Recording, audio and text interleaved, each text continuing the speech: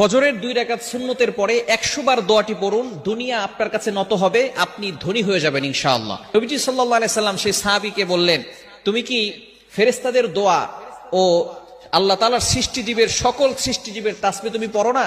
তখন নবীজি সাল্লাল্লাহু আলাইহি সাল্লাম এই দোয়াটা সেই সাহাবীকে শিক্ষা দিলেন। এই সাহাবী সেখান থেকে চলে গেলেন। চলে যাওয়ার পরে কিছুদিন তিনি আসলেন।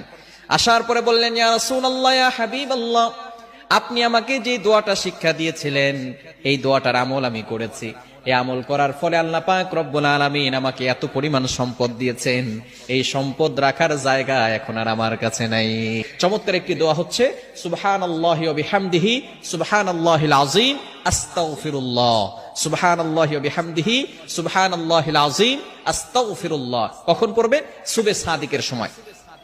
এই সময়টা হচ্ছে 2 রাকাত নামাজ, অর্থাৎ ফজরের 4 রাকাত নামাজ, 2 রাকাত সুন্নত, 2 রাকাত ফরজ।